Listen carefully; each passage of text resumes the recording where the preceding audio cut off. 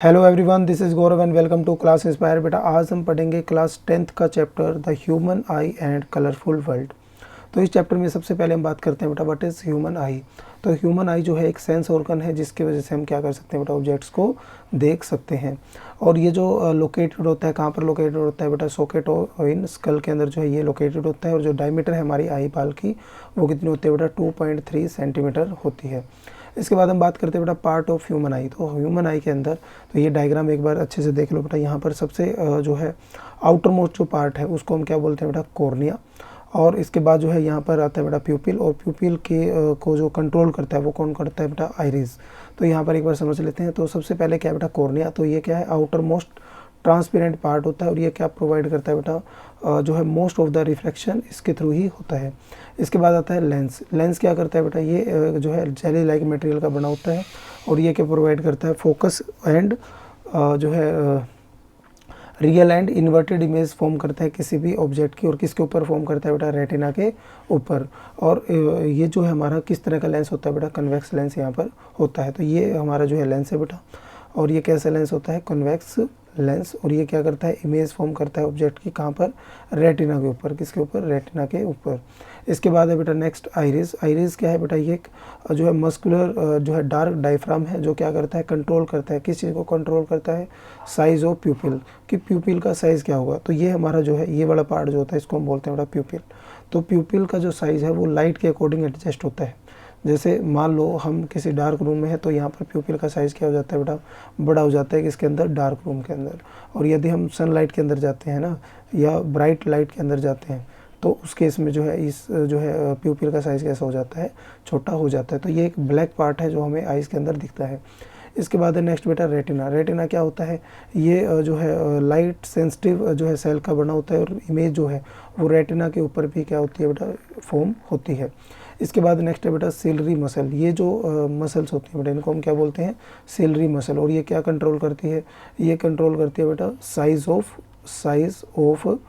जो है लेंस को। किसको, साइज़ ऑफ लेंस को ये कंट्रोल करती है। या फिर क्या कह सकते हो, फोकल लेंथ को ये क्या करती है, एडजस्ट करती है। इसके बाद यहाँ पर है बेटा ऑप्टिकल नर्व। ऑप्टिकल नर्व क्या होती है, जिसके थ्रू जो सिग्नल है ना, जो लाइट सिग्नल है वो कहाँ तक ट्रांसफ़र होते हैं बेटा, हमारे ब्रेन तक, है ना। इसके अलावा यहाँ पर एक्वस ह्यूमर जो है यहाँ पे फ्लूइड होता है बेटा, जो किसके बीच में होता है, यहाँ पर प्यूपिल और कॉर्निया के बीच का फ्लूइड होता है। और इसको हम बोलते हैं विट्रस ह्यूमर, जो कि इस गैप को फिल करता है। और ये भी कैसा होता है बेटा, ट्रांसपेरेंट होता है। तो इसके बाद नेक्स्ट है बेटा far point and near point. Far point क्या होता है, the maximum distance eight which object can seen clearly. तो ये मैक्सिमम डिस्टेंस होता है बेटा जिस डिस्टेंस तक हम ऑब्जेक्ट्स को देख सकते हैं। और ये कितना होता है, इन्फिनिटी होता है। कितना होता है, इन्फिनिटी। इसके बाद हम बात करते हैं बेटा नियर पॉइंट। नियर पॉइंट क्या होता है, नियर पॉइंट मिनिमम डिस्टेंस होता है जिसको हम विदाउट एनी स्ट्रेन जो है आई के देख सकते हैं, है ना। तो ये हमारा जो डिस्टेंस होता है कितना होता है, 25 सेंटीमीटर। तो हमारा जो रेंज ऑफ ह्यूमन विजन है वो कितना होता है बेटा, 25 सेंटीमीटर टू जो है इन्फिनिटी। इसके बाद है बेटा एकोमोडेशन। एकोमोडेशन क्या होता है, the ability of eye to adjust its focal length. तो फोकल लेंथ को एडजस्ट करने की जो एबिलिटी होती है उसी को हम क्या बोलते हैं, एकोमोडेशन। तो एकोमोडेशन किसकी वजह से होती है बेटा, यहाँ पर सिलरी मसल क्यों होती है, क्योंकि ये लेंस के साइज़ को क्या करता है बेटा, चेंज करता है। कभी लेंस थिक हो जाता है और कभी लेंस जो है थिक हो जाता है। तो इस तरीके से जो है यहाँ पर फोकल लेंथ क्या होती है बेटा, चेंज होती है। इसके बाद है यहाँ पर डिफेक्ट ऑफ आई। तो सबसे पहला जो डिफेक्ट है वो है बेटा मायोपिया। तो मायोपिया जो होता है इसके अंदर, इसका दूसरा नाम जो है नियर साइटेडनेस भी हम बोलते हैं बेटा। इसके अंदर नियर के जो ऑब्जेक्ट है वो हमें क्लियरली विजिबल होते हैं। नियर बाय ऑब्जेक्ट जो हमें क्लियरली विजिबल होते हैं, लेकिन जो डिस्टेंट जो ऑब्जेक्ट है या दूर के जो ऑब्जेक्ट है वो हमें क्लियरली दिखाई नहीं देते। तो इस डिफेक्ट को जो है क्यों होता है बेटा, क्योंकि यहाँ पर जो इमेज होती है वो कहाँ पे फॉर्म होनी चाहिए, रेटिना के ऊपर, लेकिन यहाँ पर इन फ्रंट ऑफ रेटिना, मतलब रेटिना के आगे यहाँ पर इमेज फॉर्म होती है, इसलिए हमें क्लियर दिखाई नहीं देता। इसमें जो फार पॉइंट होता है, फार पॉइंट कितना होता है बेटा, इन्फिनिटी। लेकिन ये फार पॉइंट जो है शिफ्ट हो जाता है कहाँ पर बेटा, लेस देन इन्फिनिटी पे, है ना। तो फार पॉइंट जो होता है लेस देन इन्फिनिटी इस केस में होता है। और इसका कोज क्या होगा, इसका कोज होता है बेटा excessive curvature of eye lens. यहाँ पर जो कर्वेचर है वो क्या होती है बेटा, इंक्रीज हो जाती है। दूसरा एलोंगेशन ऑफ आई बाल। आई बाल का जो साइज़ है वो क्या हो जाता है, बड़ा हो जाता है। तो इसको हम कैसे करेक्ट करते हैं, तो ये है हमारे पास एक मायोपिक आई। तो मायोपिक आई के अंदर क्या है बेटा, जो पैरेलल जो है रे ऑफ लाइट है जो इन्फिनिटी से आ रही है उसकी इमेज कहाँ पे फॉर्म हो रही है, रेटिना से आगे।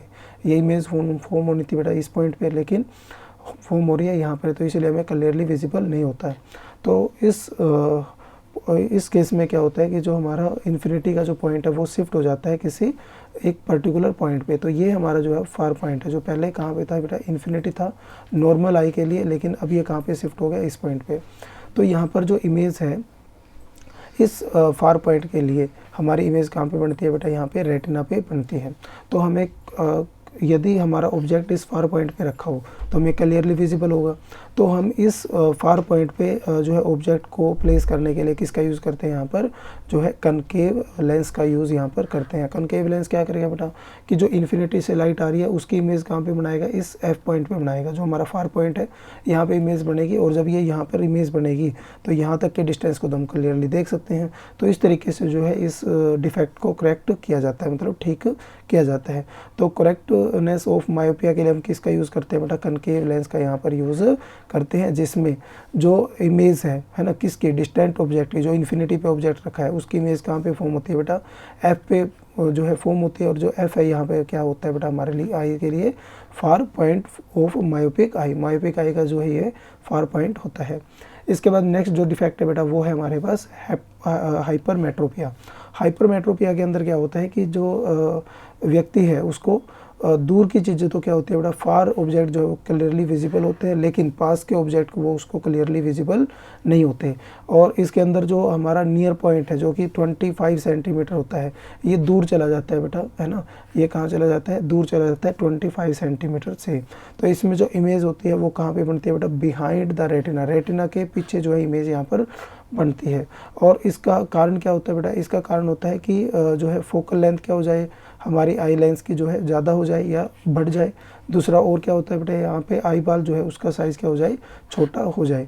तो जैसे आई बाल का साइज़ छोटा होगा तो रेटिना पे जो इमेज बननी तो रेटिना से आगे बढ़ना शुरू हो जाती है। तो use of convex lens for suitable power, तो यहाँ पर हम कैसे करेक्ट करते हैं बेटा, करेक्ट करने के लिए यहाँ पर यूज़ करते हैं हम कन्वेक्स लेंस का। किसका यूज़ करते हैं, कन्वेक्स लेंस का। तो यदि हम नॉर्मल आई की बात करें तो यहाँ पर ये जो पॉइंट है एन, तो ये पॉइंट है बेटा 25 सेंटीमीटर पे, किस पे, 25 सेंटीमीटर पे, और इसी को हम बोलते हैं डिस्टेंस ऑफ डिस्कनेक्ट विजन। लेकिन यदि हमारी हाइपरमेट्रोपिक आई है तो इसमें ये जो डिस्टेंस है ये एन पे ना रहकर यहाँ से इधर शिफ्ट हो जाता है बेटा एन डैश पे। तो हम यहाँ के ऑब्जेक्ट को तो क्लियरली देख सकते हैं, लेकिन एन पे रखा हुआ ऑब्जेक्ट हमें क्लियरली विजिबल नहीं होता। तो इसके लिए हम क्या करते हैं बेटा, इसके लिए हम यूज़ करते हैं कन्वेक्स लेंस का। किसका यूज़ करते हैं बेटा, कन्वेक्स लेंस का। और कन्वेक्स लेंस इस तरीके से यूज़ करते हैं कि ये इस ऑब्जेक्ट, यदि यहाँ पर ऑब्जेक्ट रखा हुआ है तो इसकी इमेज इस पॉइंट पर फॉर्म हो। इमेज कहाँ पे फॉर्म हो बेटा, इस पॉइंट पर। और यहाँ पर जो इमेज फॉर्म होगी हमारे जो है या हाइपरमेट्रोपिक आई के लिए ये जो इमेज है वो किसका काम करेगी, ऑब्जेक्ट का। तो इसकी इस ऑब्जेक्ट की जो इमेज है वो कहाँ पे बनती है, रेटिना पे। इसलिए इस आई को कैसे हम करेक्ट कर सकते हैं।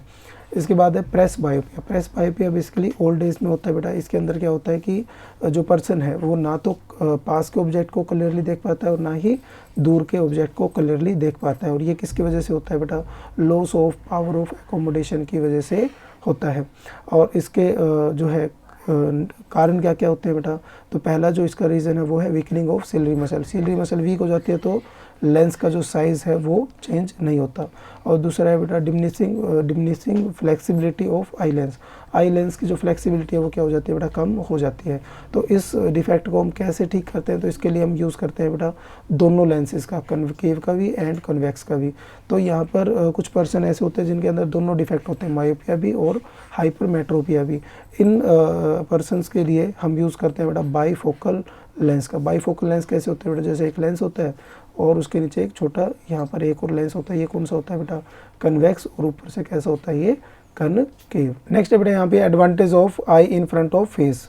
तो इन फ्रंट ऑफ फेस हमारी जो आइज़ है उसका क्या फ़ायदा होता है, सबसे पहला फ़ायदा क्या है बेटा, यहाँ पर हमें वाइडर फील्ड ऑफ व्यू देखने को मिलता है। और दूसरा यहाँ पर फ़ायदा होता है बेटा एबिलिटी टू डिटेक्ट फेंट ऑब्जेक्ट। फेंट ऑब्जेक्ट को देखने की जो एबिलिटी है यहाँ पर क्या होती है, एनहांस होती है। और तीसरा यहाँ पर फ़ायदा क्या होता है बेटा कि ये प्रोवाइड हमें करते हैं क्या, 3 डायमेंशनल व्यू, मतलब हम डेप्थ को भी कहीं ना कहीं देख सकते हैं। तो यहाँ पर हमारा चैप्टर होता है बेटा फिनिश। कोई डाउट है तो उसको आप कमेंट सेक्शन में पूछ सकते हो। नेक्स्ट वीडियो में हम बात करेंगे बेटा magnetic effect of electric current की। आज के लिए इतना ही। Thank you, have a nice day.